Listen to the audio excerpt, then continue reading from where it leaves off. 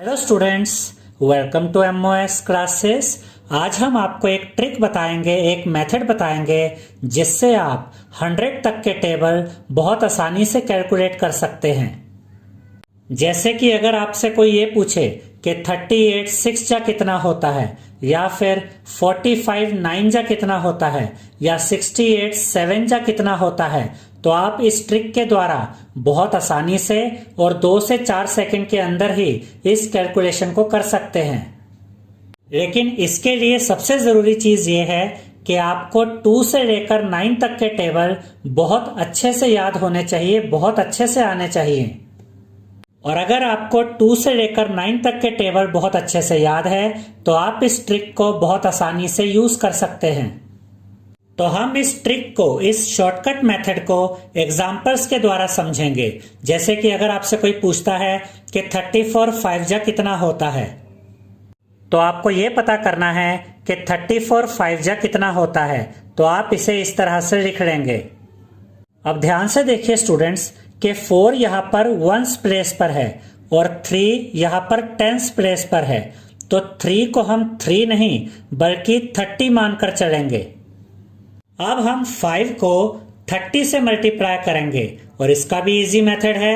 हम 5 को 3 से मल्टीप्लाई करते हैं तो हमें मिलता है 15, लेकिन ये 3 नहीं है, ये तो 30 है, तो 30 का जो 0 है वो यहाँ पर आ जाएगा। उसके बाद यहाँ पर हम प्लस का साइन लगाएंगे।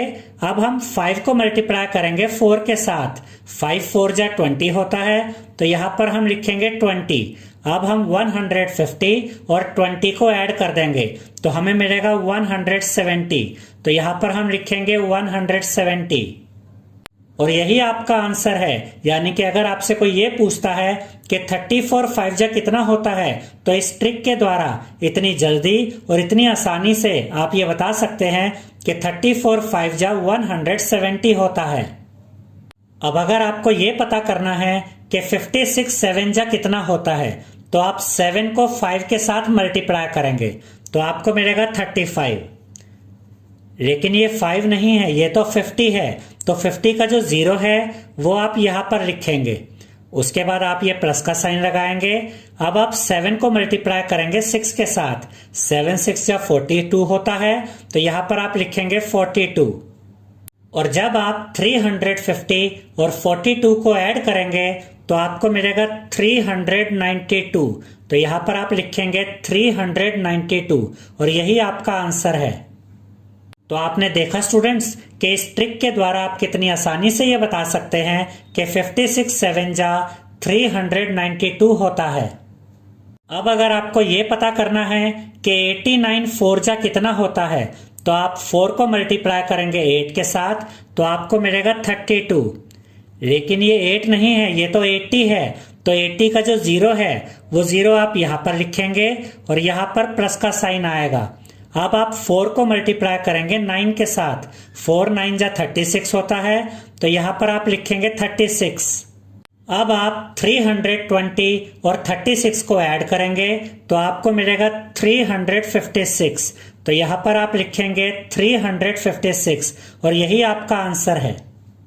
यानी कि 89 4 जा होता है 356। अब अगर आपको ये पता करना है कि 78 9 जा कितना होता है, तो आप 9 को मल्टीप्लाई करेंगे 7 के साथ। 9 7 जा 63 होता है, तो यहाँ पर आप लिखेंगे 63। लेकिन ये 7 नहीं है, ये तो 70 है, तो 70 का जो 0 है वो आप यहाँ पर लिखेंगे और यहाँ पर प्लस का साइन आएगा।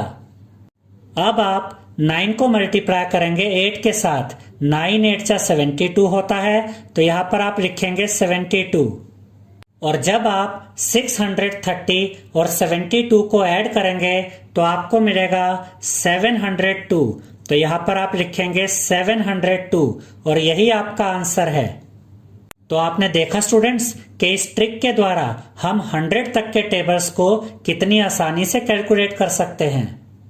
अब अगर आपको पता करना है कि 97 6 जा कितना होता है, तो आप 6 को 9 के साथ मल्टीप्लाई करेंगे। 6 9 जा 54 होता है, तो यहाँ पर आप लिखेंगे 54। लेकिन ये 9 नहीं है, ये तो 90 है। तो 90 का 0 आप यहाँ पर लिखेंगे, उसके बाद ये प्लस का साइन आएगा। अब आप 6 को मल्टीप्लाई करेंगे 7 के साथ, 6 7 जा 42 होता है, तो यहाँ पर आप लिखेंगे 42।